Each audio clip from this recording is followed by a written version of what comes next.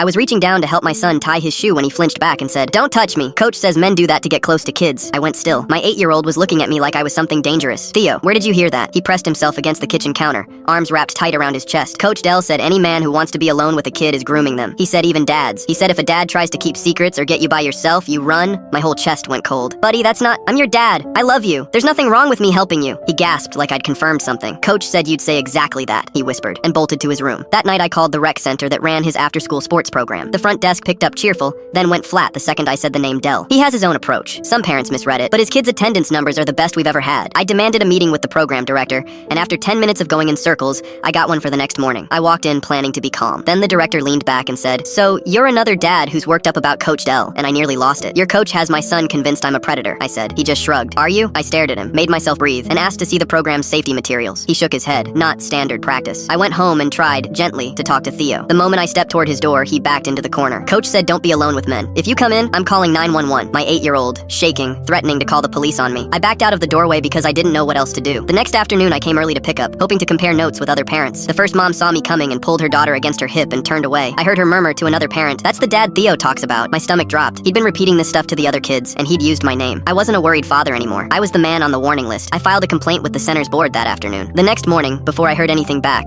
2 people with lanyards and a clipboard were at my door. Child services. A report had been made. They needed to speak with Theo alone. I had no choice. I sat in my own living room for 40 minutes, while a stranger questioned my son in his bedroom. When the caseworker came out, she didn't look at me like a parent. "Your son says your hugs are bad. He says a coach told him fathers hurt children." I poured out everything. Dell, the director, the parents in the lot. She nodded the way people nod when they're just waiting for you to finish, and said the investigation was now open. I had one card left. I demanded a sit-down with Dell himself, with the board present. A week later, I walked into that conference room, ready to go to war. The director was there, a board member, and then Dell came in, and he wasn't what I'd built up in my head. Younger than I expected, soft-spoken, eyes down, hands knotted together like he was waiting to be hit. The board member cleared his throat. "Before anything else, you should understand some context." I muttered that it had better be good. He explained. Dell had grown up in a home where things had genuinely been done to him by a man when he was around Theo's age. He'd never gotten help for it. Years later, sitting through a basic safety course where an instructor cited a statistic about who most offenders are, he'd latched onto it as absolute, unbending truth because it matched the only thing he'd ever known. He'd been teaching it to kids ever since, certain he was the one adult finally protecting them. Dell looked up at me. "I wasn't trying to take your son from you," he said, voice cracking. "I thought I was keeping him from what happened to me, and I believed him. I could see it. He wasn't cruel. He was a wound that had never closed, passing itself on. I didn't drop my complaint to make it go away, and I didn't pretend it hadn't done real damage, but I told the board I didn't want him punished into the ground. I wanted him out of contact with kids until he got actual help, and I wanted them to bring in a real counselor to undo what he'd planted in those children." They agreed in writing. The hardest part came after. It took months, a family counselor, and a patient caseworker who eventually closed the case in my favor. But the night Theo finally walked across the kitchen on his own and leaned into me for a hug, no flinch, no fear. I held on and didn't let the tears land where he could see them.